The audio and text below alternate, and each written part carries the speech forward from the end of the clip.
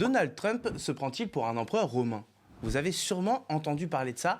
Pour ses 80 ans, le président américain a accueilli à la Maison-Blanche un combat de MMA, rien que ça. Bon, il s'est encore endormi pendant la rencontre. On aura plus charismatique que pour un empereur romain.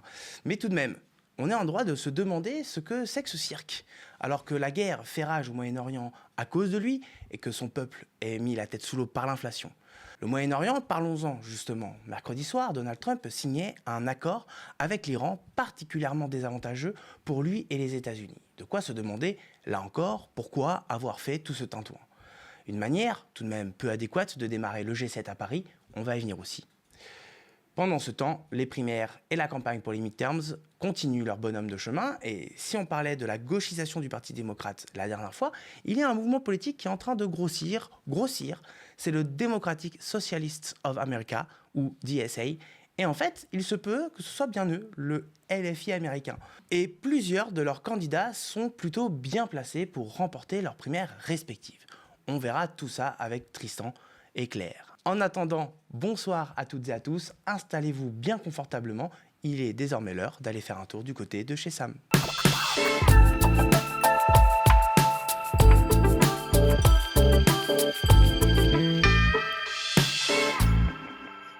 Et comme toutes les 2 semaines, je me retrouve en compagnie de votre duo favori, Claire Rabès et Tristan Cabello. Comment ça va tous les deux ?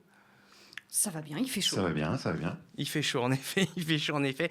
Et il va faire encore plus chaud avec les conversations qu'on va avoir, notamment au sujet de Trump. Mais avant de démarrer les discussions, je vais vous embêter un petit peu parce que si vous ne le savez pas encore, sachez que le média, le 24 juin prochain, va passer son audition auprès de l'Arcom pour avoir, vous le savez peut-être, un canal TNT Île-de-France. D'ici là, notre objectif est d'atteindre les 5000 donateurs mensuels et nous présenter avec la communauté la plus forte possible.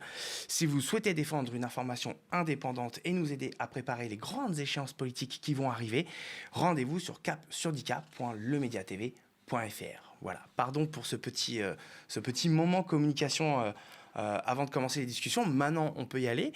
Alors, je le disais tout à l'heure, on va parler d'abord de Donald Trump et de ses 80 ans qu'il a fêté en grande pompe, c'est le moins qu'on puisse dire, spectacle pyrotechnique, course de motocross et évidemment combat d'UFC, la grande ligue de Mixed Martial Arts, dit MMA.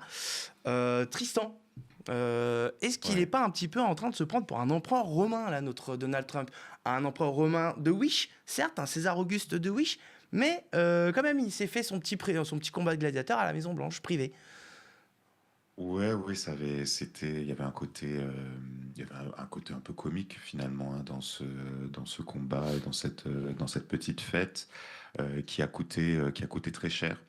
Alors moi, ce que je retiens quand même de ce qui s'est passé, c'est une grande déconnexion en fait entre ce que l'on voit sur les chaînes d'infos et ce dont les médias mainstream parlent. Et ils ont beaucoup parlé de cette fête. C'est-à-dire que sur toutes les chaînes d'infos, tu vois, puis c'était toujours les mêmes analyses. C'était, regardez, il aime beaucoup le virilisme, il essaye de reconquérir les hommes blancs qui ne vont peut-être plus voter pour lui au midterm, etc. Et ce qui se passait vraiment dans la vraie vie. Et moi, ce que j'ai vu, et puis moi, tu sais, ici aux États-Unis, bon, je suis vraiment entouré de démocrates, de gens de gauche, c'est-à-dire les gens qui sont vraiment anti-Trump, quoi. Et dans la vraie vie, les gens n'en parlent pas. C'est-à-dire que même toutes ces exubérances, comme ça, qui vraiment animaient tous les groupes WhatsApp, les groupes Telegram, etc., où les gens étaient énervés à chaque fois que Trump faisait quelque chose de sordide, de comique, de politiquement contraire à nos idéaux, à nous, là, finalement, les gens n'y prêtent plus attention. Et moi, je crois pas que c'est... Bon, il y a une fatigue de tout ce qui se passe, de tout ce show Trump, mais en même temps, je crois que les gens ici sont déjà passés à autre chose. C'est-à-dire que les gens savent que finalement, cette présidence-là, déjà, les gens se posent la question, est-ce qu'elle ira jusqu'au bout? Et puis surtout qu'on est à 2-3 mois d'une échéance politique qui Alors, on en parlera plus tard, mais qui va être emporté par les démocrates, très certainement. Ça ne veut pas dire que ça sera mieux, mais bon, en tout cas, Trump n'aura plus tous les leviers du pouvoir. Et donc, les gens sont déjà dans cette perspective. Donc, moi, ce que je retiens vraiment de cet événement-là, c'est que c'était un événement qui était censé vraiment animer les conversations, on était censé en parler, c'est-à-dire produire du discours, mais alors aussi bien du côté trumpiste que du côté démocrate, finalement, soit pour ou soit en opposition, et que j'ai l'impression, moi, que c'est tombé un peu à plat, que bien évidemment les journalistes des chaînes d'infos, bon, bah, qui doivent relayer un peu ce qui se passe chaque jour, ont fait le relais, ont fait le travail, mais que dans la population, c'est passé un peu inaperçu. Ouais. Claire, toi, comment tu as réagi à cette petite sauterie d'anniversaire et en même temps, est-ce qu'on est bien surpris du personnage de le Non, Non, connaissant? justement, je suis d'accord avec Tristan dans ce qu'il analyse et dans ce que tu viens de dire. Finalement, c'est la continuité de son discours. C'est de plus un jalon dans son narratif d'empereur. Je suis tout à fait d'accord avec le positionnement, en tout cas de personne qui a les pleins pouvoirs, qui impose sa vision justement de la politique par le spectacle, du masculinisme. Effectivement, ça a été beaucoup mis en avant et c'est totalement vrai dans le MMA, hein, par ailleurs. Il faut quand même le dire, tous les coups presque sont permis dans ce sport. Il est entouré de ses amis, c'est Dan White, le président de la Fédération internationale, qui organise et qui a payé de sa poche une grande partie de ce spectacle. Donc oui, on est dans une continuité. En fait, on fête son anniversaire en grande pompe et donc ça ne surprend plus dans ce que Trump finalement amène sur la table. Et c'est pour ça que je suis d'accord avec Tristan sur le fait que ça apporte une certaine fatigue. Et en même temps, moi, je trouve aussi que ça démontre en fait comment Donald Trump est omniprésent, effectivement, donc avec la Coupe du Monde, avec l'Iran, là, avec son anniversaire dont il voulait qu'on parle beaucoup. Et en fait, je trouve que, alors qu'il a beaucoup essayé, notamment pendant sa campagne et surtout les 4 ans de préparation avant de reprendre le pouvoir, de rester connecté à sa base électorale. Et là, je trouve qu'il se fait prendre au piège de toute personne imbue de pouvoir, et donc dans ces positions-là, où il est en déconnexion, effectivement, Tristan le pointait, avec sa base électorale. Et donc le virilisme, etc., ne suffit plus finalement à les reconnecter, mais on est bien sur des problèmes, encore une fois, de portefeuille, et c'est pas un anniversaire ou une politique extérieure qui a tout fait gagner ou perdre une élection, mais c'est bien par contre les conséquences qu'il y a derrière, donc l'inflation. Tu en as parlé en introduction, et effectivement l'économie qui touche principalement en fait ces personnes directement. Donc on parle des hommes blancs MAGA dans les territoires ruraux principalement, qui souffrent effectivement du montée des prix de l'essence et de l'inflation sur la nourriture principalement.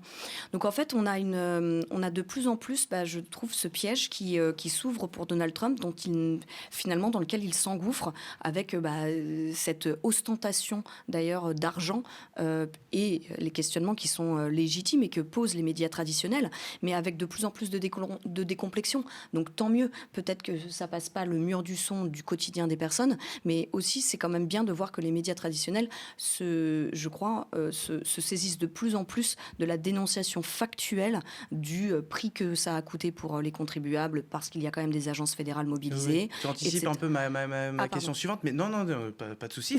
C'est très bien, parce qu'effectivement tout ça a dû coûter de l'argent public. Tout à l'heure Tristan évoquait l'idée que ça a coûté très cher. 60 millions de dollars. Ok. Donc effectivement, c'est pas une petite somme. Effectivement, et donc normalement ça a été pris en charge par le privé, donc notamment par Dan White, puisque c'est un ami proche de Donald Trump de longue date, complètement acculturé justement à l'idéologie MAGA. Néanmoins, il y a une plainte qui est en cours, assez traditionnellement aussi, mais qui montre que justement, je le disais, des agences fédérales ont été mobilisées comme c'est normalement le cas, hein, c'est-à-dire on parle du Secret Service, de l'Office des parcs nationaux. Évidemment, en fait, c'est comme on pouvait parler, je ne fais pas de parallèle, mais on pouvait parler des Jeux Olympiques. Évidemment qu'il y a des dépenses étatiques qui doivent être prises en compte de par l'organisation d'événements, même quand ils sont principalement financés par le privé. Donc, ce qui va plus loin, c'est peut-être de voir que les prix étaient en crypto-monnaie, que l'investissement a été fait par la famille Trump, etc., etc. On pourra pourra en reparler si tu veux, mais voilà, on est aussi sur des cas d'enrichissement personnel qu'on a déjà évoqué ici. Donc oui, ça a coûté cher et les questions, encore une fois, sont légitimes pour tout un chacun et tous les Américains. Et je serai la première à le souligner également. Pour un faste d'un président des États-Unis. Enfin, on est quand même sur une dépense toute personnelle. Ouais. Et bon, on en parlera de l'enrichissement. On en reparlera vite fait de l'enrichissement des copains de Donald Trump. Bernie Sanders est monté au créneau récemment là-dessus. Pour revenir à nos moutons actuels, Tristan, toi, tout à l'heure, tu parlais un petit peu de l'opinion qui est un peu passée à autre chose, mais de manière plus globale, comment l'opinion, justement, que ce soit les gens, les républicains normaux, entre guillemets, les démocrates, etc., qui, comme tu le dis, ils sont passés à autre chose, mais il y a aussi le clan MAGA. J'ai l'impression que cette sauterie n'a pas trop plu à tout le monde, d'autant que à un moment donné, il y a eu une petite pression supplémentaire qui s'est mise sur la question, par exemple, des dossiers Epstein, où effectivement l'accusation de faire un écran de fumée par rapport à ça pour faire oublier ces dossiers Epstein. Même au sein du clan MAGA, c'est un peu monté au créneau là-dessus. Tristan, comment tu vois ça, toi, depuis les États-Unis ? Ouais, alors là, tu as tout à fait raison de rementionner les dossiers Epstein, puisque ça revient dans l'actualité. Il y a eu récemment, alors je crois 2 enquêtes, une dans le New York Times et une dans le Washington Post, qui montrent que vraiment, quand les dossiers Epstein sont sortis, c'était la grande panique à la Maison-Blanche et qu'ils ont tout fait pour les mettre sous le tapis et essayer de trouver une parade pour essayer de cacher ce qu'il y avait dedans. Et donc là, c'est aussi la théorie, c'est-à-dire est-ce que finalement la guerre en Iran n'a pas été commencée à cause de ces fameux dossiers Epstein? Est-ce que là, il continue de faire des écrans de fumée pour qu'on ne parle pas de ce qui se passe dans la vraie vie ou alors dans les dossiers Epstein? Mais on peut aussi le dire, tu vois, pour la campagne des midterms. La campagne des midterms, elle a déjà commencé. Comme tu le sais, bon, on en parlera plus tard, mais il y a des primaires qui ont lieu un peu partout dans les États-Unis. Les gens vont voter, les gens se passionnent pour ces midterms. Elle convoque vraiment des grandes oppositions au sein du Parti républicain et au sein du Parti démocrate. Et finalement, eh bien, même dans les médias dominants, on entend très peu parler de ces élections. Et puis, on entend par ricochet, on entend aussi moins parler en France et dans les autres pays. Or, il y a quelque chose qui se passe là, qui est vraiment une grande reconfiguration politique. On parle de Trump qui fait son match de MMA. Donc tout ça vraiment, il y a toute une hiérarchie d'informations qui est à revoir. Donald Trump, il sait très bien ce qu'il fait, c'est sa propagande, il sait très bien que ça va faire parler 2-3 jours, et puis on sait très bien toujours que tous les 2-3 jours, il y a une nouvelle polémique qui fait tout un cycle de news, quoi, et tout ça, ça se répète semaine après semaine. Ouais. Justement, puisqu'on parle d'écran de fumée, on peut aussi se dire que toute cette mascarade avait aussi un but, celui de faire oublier la débâcle de Trump et de son administration sur le dossier iranien. Parce que le texte de protocole d'accord signé mercredi soir dernier est quand même, je le disais en introduction, particulièrement désavantageux pour le pays de l'oncle Sam. On l'a aussi vu comme un symbole le lendemain matin, jeudi matin, donc signé à Versailles le memorandum de ces accords. Donc petite ref aux 2 traités de Versailles de 1870 et de 1918. Claire, comment tu analyses un petit peu ces accords justement, à quel point ils sont désavantageux pour les États-Unis, et s'ils le sont d'ailleurs? Là, je reprends les analyses des experts en relations internationales qu'on peut lire, entendre, pour le coup, dans différents canaux. Et effectivement, il y a quand même un certain consensus pour dire que c'est défavorable, notamment par rapport justement au fameux accord d'Obama. Et n'oublions pas que c'est quand même ça qui cristallise aussi la volonté de Donald Trump de faire mieux qu'Obama, puisque c'est un peu son épouvantail. Et donc là-dessus, notamment sur l'enrichissement de l'uranium autorisé du coup pour les Iraniens, sans qu'aujourd'hui, dans le mémorandum, les modalités de suivi et de contrôle soient déterminées. Le fait qu'il va y avoir un fonds aussi d'investissement et de réparation qui est très critiqué dans le camp républicain, qui est vraiment mis en avant comme de l'argent, même si c'est pas de l'argent du contribuable américain, comme vraiment de l'argent donné sans explication, puisque apparemment il n'y aurait eu justement que des cibles bien précises touchées par les Américains. Donc il y a vraiment tout un questionnement autour du fond et du fait qu'il est quasiment plus que triplé par rapport à ce que Obama avait prévu, encore une fois, dans l'accord de 2015. Donc oui, il y a tout plein de mesures finalement qui viennent confirmer le fait que l'accord est mauvais par les États-Unis. Aussi le fait que Israël et Netanyahou très clairement s'en offusquent, voire en tout cas s'en inquiètent, comme on dit dans le langage diplomatique, et le fait que aussi J.D. Vance, donc le vice-président, soit vraiment obligé d'utiliser un discours vraiment très fort contre Netanyahou, Oui, on l'a vu. disant attention, n'allez pas trop loin avec Donald Trump. N'oublie pas que nous sommes vos seuls alliés, tout le monde Exactement, vous déteste. et que c'est le seul président qui a bien voulu te suivre dans cette guerre. C'est pas dit comme ça, mais c'est ce qui est sous-jacent. Et surtout, qui va soutenir Israël. Donc attention, puisque aussi Netanyahou est mis en difficulté en interne. Donc il risque tout de le monde perdre les prochaines législatives. Ouais. Exactement, tout le monde a ses propres enjeux. Mais donc le fait que J.D. Vance soit obligé de monter, Trump disant si c'est un mauvais accord, ce sera la faute de J.D. Vance. Si c'est bon, on va gagner, avec une rhétorique encore très forte, ça montre effectivement une fébrilité de fait qui est pointée par tout le monde. Mais encore une fois, là, le piège, il est aussi... on entendait Susan Rice, donc l'ancienne conseillère de Joe Biden, dire que c'était vraiment un accord horrible pour les États-Unis, etc.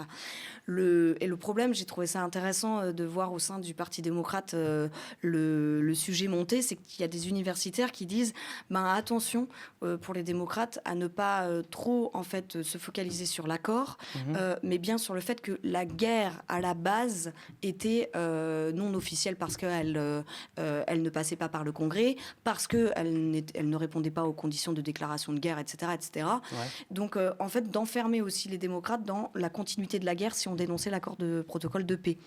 C'est intéressant dans le sens où le positionnement n'est pas si simple aussi pour eux, alors que j'étais au départ beaucoup plus optimiste sur le fait que ça pouvait mettre Trump en grande difficulté, non pas forcément en interne, mais sur la scène internationale, puisque je ne suis pas sûre qu'en interne ce soit le sujet favori des Américains actuellement, encore une fois, avec l'inflation et le coût de la vie. Mais voilà, je pense que finalement, ses adversaires sont plus sur une position d'équilibriste, alors que l'accord est effectivement très mauvais. Ouais. Tristan, justement, Claire me fait la transition, me fait la passe décisive pour parler justement de l'opinion. Parce que nous, effectivement, là, on vient de parler de l'aspect un petit peu géopolitique. Mais en interne, aux États-Unis, dans son camp, dans son clan, est-ce que... comment sont vus ces accords avec l'Iran ? Ouais, alors ça passe très mal. C'est très évident, si tu veux. Même sur Fox News, on critique cet accord. Donc ça se passe très mal. Mais maintenant, Claire l'a très bien dit, tu vois, on caricature souvent les Américains en disant, bon, ils s'intéressent pas trop à ce qui se passe à l'étranger, même dans des conflits où ils sont vraiment, même dans des conflits qu'ils initient, tu vois, finalement. Ça c'est vrai finalement. C'est-à-dire que l'Américain moyen va pas vraiment s'intéresser à ce conflit et on le voit bien que c'est pas au centre des préoccupations. Mais Claire l'a très bien dit et c'est tout à fait vrai que dans son camp, c'est-à-dire même dans le débat public, on dit très clairement que les États-Unis n'ont rien gagné dans cette guerre et qu'ils ont même tout perdu. Donc ça commence à faire beaucoup pour Donald Trump et ça commence à faire beaucoup même dans son clan à lui. Parce que tu sais, les gens qui l'aiment bien, Donald Trump, il faut toujours rappeler que bon, c'est 10 à 15% des Américains qui s'identifient comme Trumpistes. Donc c'est pas une majorité de gens.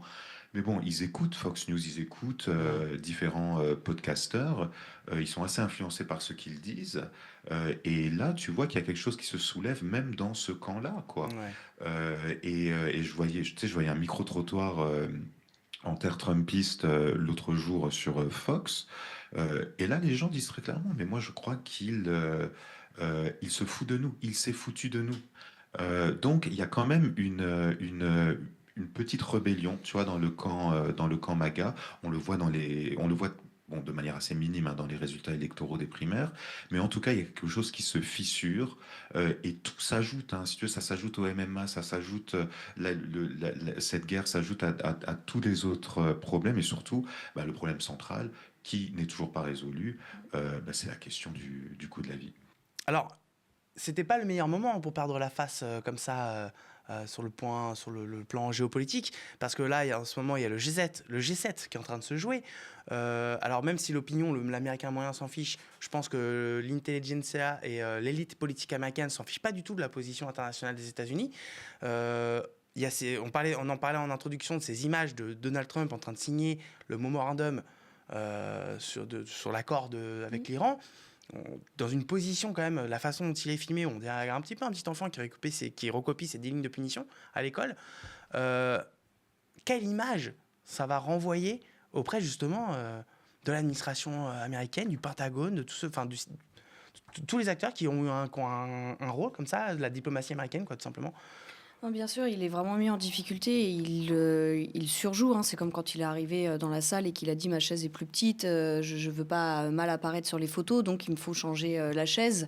Donc quand il est arrivé dans la salle du G7, donc il a cette question de l'apparence, ce côté très enfantin. Il voulait absolument signer le jour de son anniversaire parce que les Iraniens n'ont pas voulu vraiment lui faire le cadeau. Donc finalement, c'est aujourd'hui d'ailleurs. Donc on est effectivement sur une personnalité qui, on l'a déjà dit ici, qui est complètement un but d'elle-même. Ouais, mais là, on a l'impression qu'elle a un peu humilié, quoi. Oui, mais humilié, et en même temps, ça n'empêche pas le G7 et Macron en tant que pays hôte, président du pays hôte, de dire que l'accord avec l'Iran est un bon accord par Donald Trump et que du coup, ils vont soutenir cet accord, notamment aussi pour avoir des contreparties sur l'Ukraine. Mais finalement, c'est quand même dans le bilan du G7 d'écrire ça. C'est aussi de dire que si on revient à son anniversaire, tout son cabinet était là. Tu parlais de l'administration, bien évidemment, mais tous ses représentants étaient là. Et Rubio, l'Épithèque, ils étaient bien au premier rang de son anniversaire. Donc, quand on parle d'empereur, en fait, derrière aussi, il y a quand même cet effet de cour, cet effet d'organiser son pouvoir. On parlait des Epstein Files, mais je fais le parallèle. Dans les 4 votes républicains qu'il a fallu pour voter le disclosure la transmission justement et donc le dévoilement des files, des dossiers Epstein. Ouais. Il y avait 4 parlementaires républicains. On avait Massey, il s'est fait battre pendant la primaire au Kentucky.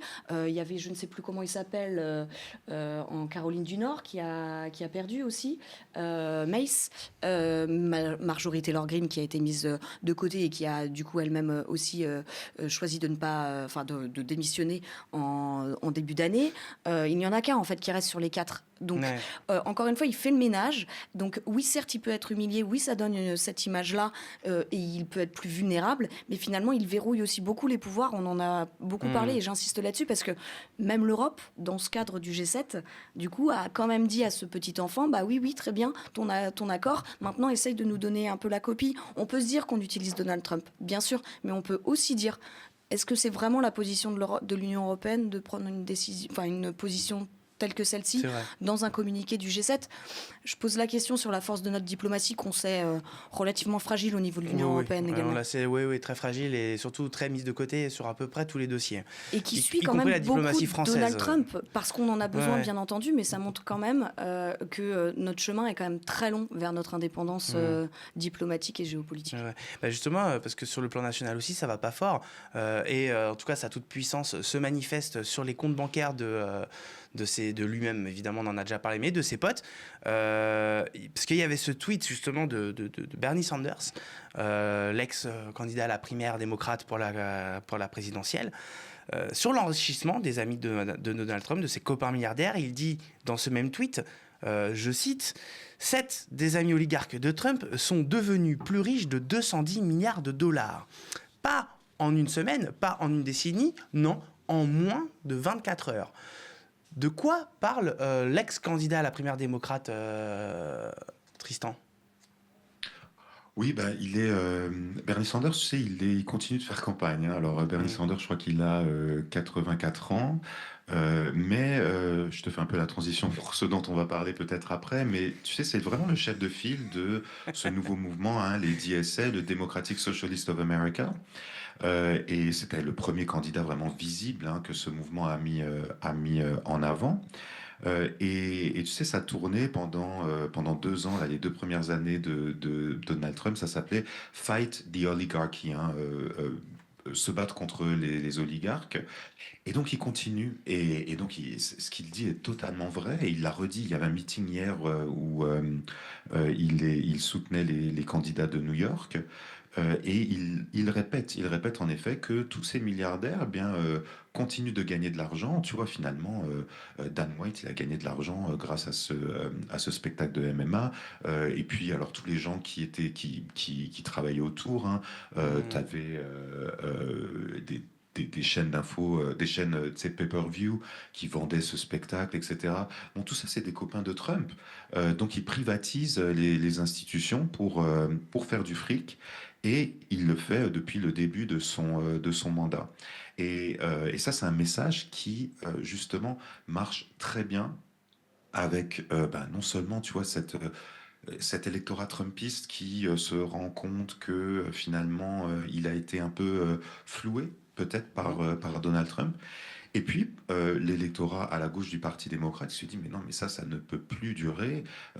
Pourquoi? Tu sais, hier, Bernie Sanders, il le disait très clairement, il disait, si on fait une petite taxe de 5% sur tous les amis milliardaires de Donald Trump, bon, finalement, il y aurait tellement de choses qu'on pourrait faire. Alors, cantine gratuite, santé gratuite, école gratuite, etc. Et ça, les gens aux États-Unis, c'est vraiment un mouvement incroyable parce qu'il y a encore 10 ans, tu vois, tu pouvais pas dire ça aux États-Unis. Là, les gens commencent à acheter cet argument, commencent à se dire, mais ça, finalement, c'est quand même vrai. C'est-à-dire que si tu as, je sais pas, 9 milliards de dollars et puis que tu as 5% de moins, finalement, ta vie, ça continue tout à fait normalement. Et pour nous, ça peut changer des choses. Il y a encore 10 ans, tu pouvais pas dire ça. Et maintenant, c'est un discours qui est non seulement tout à fait normal, mais qui est devenu mobilisateur. Et donc, Bernie Sanders, il fait exactement ça. Ouais, tu valides cette analyse, Claire, ou... Ah, complètement, hein. Je pense que c'était un acte très risqué de dire d'être socialiste il y a encore 10 ou 20 ans. On va y venir. Même- à l'exception peut-être de certains campus américains, mais ce que dit Bernie Sanders, c'est sa taxe de 50%, donc du coup sur les actions des grandes entreprises de l'IA, une taxe ponctuelle en plus. C'est effectivement ce vers quoi on va au niveau mondial. On a le débat en France, il y a le débat aux États-Unis. On est sur un agrandissement des inégalités qui est tel et un enrichissement personnel effectivement des dirigeants qui est assez hallucinant. Je fais le parallèle en France. J'entendais encore le président du MEDEF la dernière fois être très virulent sur la taxe Zuckman, justement. Je crois qu'il y a une petite confusion, encore une fois, sur qui on taxe là. La taxe Zuckman, on parle des personnes, on ne parle pas des entreprises. En quoi le président du MEDEF a quelque chose à dire là-dessus? Là, finalement, on est vraiment sur une convergence des luttes, en tout cas, je l'espère. Et Bernie Sanders n'a jamais caché, pour le coup, s'inspirer aussi des socialistes, et en tout cas de la vision, on va dire, de l'État-providence justement keynésienne et européenne.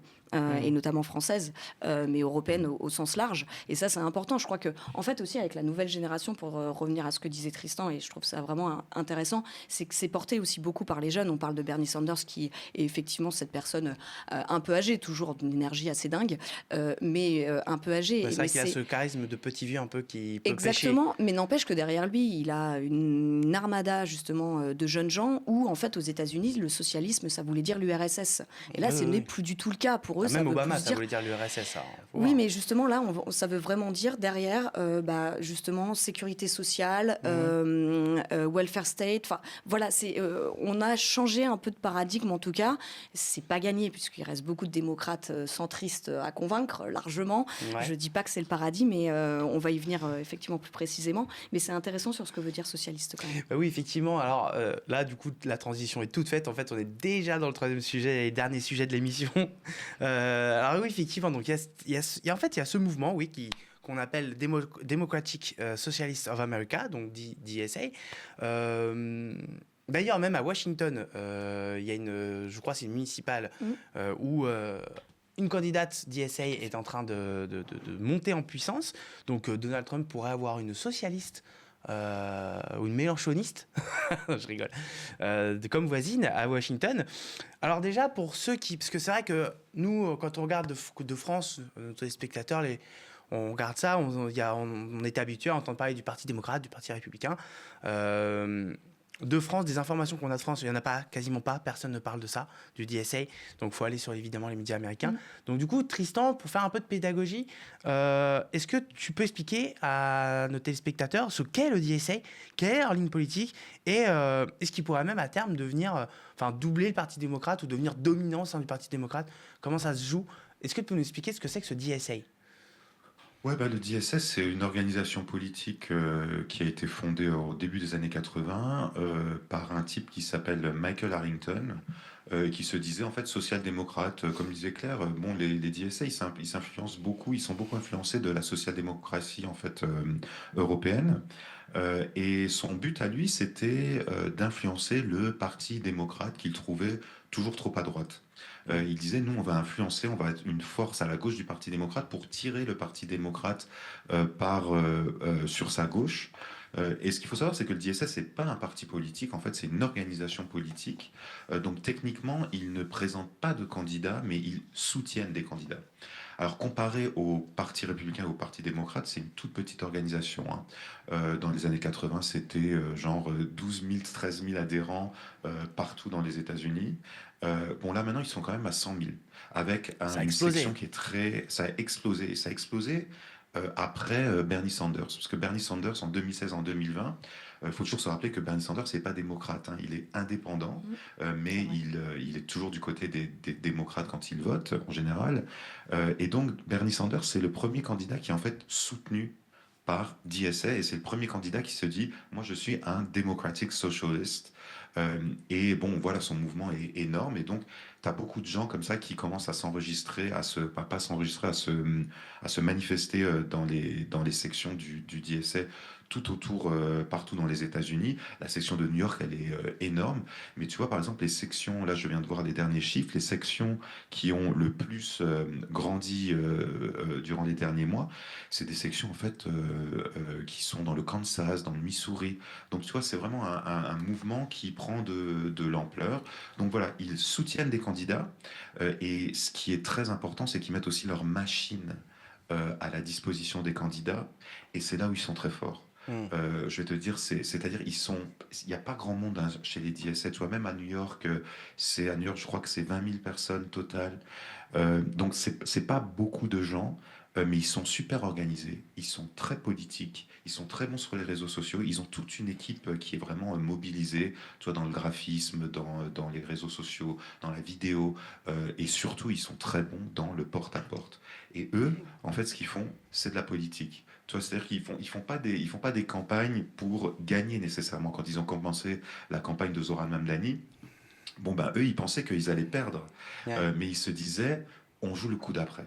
Tu vois, c'est-à-dire les gens Ah ouais. savent qu'on est là, et donc on joue le coup d'après. Donc c'est vraiment une organisation politique qui est très organisée, très militante, très intellectuelle, beaucoup de jeunes, mais tu as aussi des mentors, tu vois, des gens qui sont là pour guider ces jeunes. Bernie Sanders est un exemple. Donc ils ne peuvent pas à terme, si tu veux, concurrencer le Parti démocrate, parce qu'il faudra toujours ou alors que les institutions changent, hein, mais il faudra toujours que ces candidats s'inscrivent dans des primaires démocrates Ouais, ouais. pour gagner. Mais ce que tu vois arriver là aussi, c'est une grande scission au sein du Parti démocrate. Tu as beaucoup de démocrates qui disent déjà, comment est-ce que l'on va interdire aux DSA de se présenter à nos primaires, parce que finalement ils font pas partie du parti, hein. Je te rappelle que Zoran Mamdani, par exemple, ne s'est jamais présenté comme démocrate. Il Ouais, était ouais. juste DSA, mais il a gagné sur la ligne démocrate, sur le bulletin de vote. Donc voilà, ça c'est une grande reconfiguration. Tu vois, ils vont pas devenir le troisième parti important des États-Unis, mais ça va être une force qui vraiment, comme tu l'as dit, ils gagnent plusieurs villes. Ils vont gagner Washington, ils vont peut-être gagner Los Angeles aussi, et puis surtout, tu as beaucoup de députés de congressmen qui sont en primaire en ce moment et qui gagnent un peu partout dans les États-Unis, même dans des coins ruraux, dans des coins plutôt conservateurs. Donc c'est vraiment une force qui monte et qui va être de plus en plus présente. Ouais, mais justement, si on va faire un peu de la politique fiction. Pour l'instant, à court terme, on ne les voit pas devenir évidemment la troisième force politique, mais si admettons que les midterms se passent sous les meilleurs auspices pour tous les candidats soutenus par DSA, ça va faire quand même beaucoup de représentants. Ça va faire déjà pas mal de représentants à la Chambre des représentants, puis ça va faire pas mal de maires, puis ça va monter en puissance. Donc forcément, ça va prendre de l'influence. Surtout à l'ère maintenant des réseaux sociaux, où la politique se joue énormément sur les réseaux sociaux. On le voit bien avec les campagnes de Zoran Mamdani, même de ceux qui sont de Claire Alvarez, ou tout comme ça. On voit bien que les réseaux sociaux sont massivement utilisés. Ce DSA, est-ce qu'à un moment donné, il ne pourrait pas, dans 10 ans, s'il y a une tendance politique qui se confirme, venir doubler le Parti démocrate? Oui, bien sûr, on peut. Enfin, là, c'est une accélération extrêmement rapide quand même dans ce qui se passe. C'est une explosion. Exactement, c'est même une en un an, explosion. depuis Donc, Mamdani, c'est ça. Et puis alors, Tristan le disait, ça peut être Washington DC, LA, New York, éventuellement. Enfin, ce serait vraiment quand même incroyable que les trois, du coup, villes les plus importantes, villes les plus grosses des États-Unis, en tout cas importantes politiquement pour Washington, soient tenues effectivement par des maires d'ISA. On n'y est pas encore sur LA, mais c'est intéressant de revenir sur ce que disait Tristan très bien. Mais Rahman à LA contre Karine Bass, elle la connaît très bien. Elles ont travaillé ensemble, notamment sur des projets importants pour DSA, sur l'immigration. Donc, c'est juste qu'elle a vu qu'effectivement, il y avait une fébrilité de la mer et elle s'est engouffrée là-dedans, non pas forcément pour gagner, comme le disait Tristan, mais pour gagner des points. Aussi, pourquoi ? Parce qu'en fait, ça crée du monde au sein des majorités, des city councils, donc des conseils municipaux, etc. Donc, effectivement, tu as raison, c'est une stratégie de long terme, dans le sens où ça pèse, et on voit déjà, il y a des analyses sur les votes, justement sur les travel bans, sur les mesures de welfare. Donc, il y a déjà une influence quand ils sont présents. Mais là, il y a une explosion de la visibilité, du fait d'avoir des positions. Donc, évidemment, ça va amener des financements, ou alors plutôt, justement, ça va rediriger des financements du Parti démocrate dans les primaires, justement. Ouais. On l'a vu, je parlais de Massy tout à l'heure, mais je l'ai déjà dit ici, mais c'était la campagne la plus chère dans le Kentucky, du coup, interne. Donc en fait, la campagne la plus chère interne pour essayer pour les républicains, du coup, pour faire battre un candidat qui n'était pas soutenu par Donald Trump. Ouais. Mais c'est la même chose en fait qui risque de se passer au niveau démocrate, c'est-à-dire qu'on va dépenser de l'argent en interne pour éviter justement ils n'arrivent plus à se présenter, soit effectivement il va falloir les battre. Ces membres de DSA, je parle du côté Parti démocrate establishment qui fait un rejet, pour l'instant, un refus d'obstacle totalement dans la reconnaissance de ce parti. Donc, c'est un peu dur d'aller sur la politique fiction parce que il y a tellement quand même, et le gros, en fait, il faut parler en nombre, les élections américaines, que ce soit si on reprend les États, comment ils flippent, etc. Encore une fois, c'est une question de nombre la plupart du temps. Ouais. Et là, le nombre, quand même, il est centriste au niveau des électeurs du Parti démocrate. Donc, ça va forcément prendre quand même du temps d'amener le Parti démocrate sur une ligne de DSA. 5 à 10 ans, c'est pour ça que je ne parle pas. Oui, pourquoi pas, mais en tout cas, on est sur une polarisation qui a été à l'œuvre au niveau des Républicains, avec d'abord le Tea Party, dont est issu en partie Donald Trump. Enfin, c'est une longue évolution de la polarisation en réel au sein même du Parti républicain que l'on voit se traduire effectivement au niveau démocrate. Enfin, moi, j'assume un parallèle. Ok. Toi, est-ce que tu assumes le même parallèle, Tristan ? Et aussi, je te lance sur la question des digues qu'on sautait au niveau du socialisme depuis 10 ans, où maintenant on peut en parler. Et peut-être que justement, du point de vue de l'opinion, est-ce que le Parti démocrate pourra réellement assumer le fait de faire éliminer comme ça des candidats qui, au final, pourront faire gagner la gauche face à Donald Trump ou à ses sous-fifres ? Je te lance là-dessus pour finir cette émission. Ouais, et je rebondis aussi sur ce que Claire disait. Moi, je pense que la reconfiguration, elle va arriver à assez court terme. Il va y avoir là, au mois de janvier, un nouveau congrès qui va être élu au mois de novembre. Je pense qu'il y aura 10 à 15 membres d'ISA. Il y aura peut-être même plus de sénateurs, tu vois. Parce qu'en ce moment, finalement, il n'y a que Bernie Sanders qui est d'ISA au Sénat. Donc, ils vont arriver, ils vont ils vont polariser. La comparaison avec le Tea Party, c'était très intéressant parce que finalement, le Tea Party, c'est de là qu'a émergé, bien évidemment, Donald Trump. Tu sais, ça s'est fait en quelques années, hein. C'est-à-dire que en 6 ans, bon voilà, c'était, mais même moins d'ailleurs, ils avaient un candidat. Et donc là, ce qu'on pourrait bien voir, ce que l'on voit aussi pour les élections présidentielles, c'est que tout d'un coup, finalement, Alexandria Ocasio-Cortez, elle est en tête des sondages dans à peu près tous les sondages. Et alors que c'était quelqu'un, voilà, elle aussi, elle est d'ISA, hein, c'est le premier grand gagnante, la première grande gagnante d'ISA au Congrès. Donc, il va sûrement y avoir une reconfiguration qui va arriver vraiment très très prochainement, peut-être même pour la présidentielle. Et surtout, ce que l'on voit, c'est beaucoup de démocrates, même centristes, qui disent très clairement maintenant, l'anti-Trumpisme, ça ne suffit plus. Il faut des réponses tout à fait concrètes. Et ils disent aussi, ils font un programme. Et dans ce programme, bah, il va falloir voilà, la santé gratuite, l'éducation gratuite. Comment on va faire tout ça? Et ça, il faut bien le dire que c'est vraiment l'impact du DSA sur le Parti démocrate. Et c'est vrai que le socialisme, si tu veux, il y a encore 10 ans, tu sais, moi quand je parlais de socialisme dans mes cours, mais vraiment les étudiants te regardaient, mais qu'est-ce que c'est ce bolchevique là, tu vois? Donc vraiment, les choses ont vraiment changé. Et ce que tu vois aussi du côté démocrate, c'est que je crois que c'est 70% maintenant de l'électorat démocrate qui a une bonne idée, une bonne vision du socialisme, alors qu'il y a 15 ans, ils étaient que 40%. Donc vraiment, les choses changent. Et comme l'a dit Claire, bon, il faut bien dire que socialisme, pour eux, qu'est-ce que ça veut dire?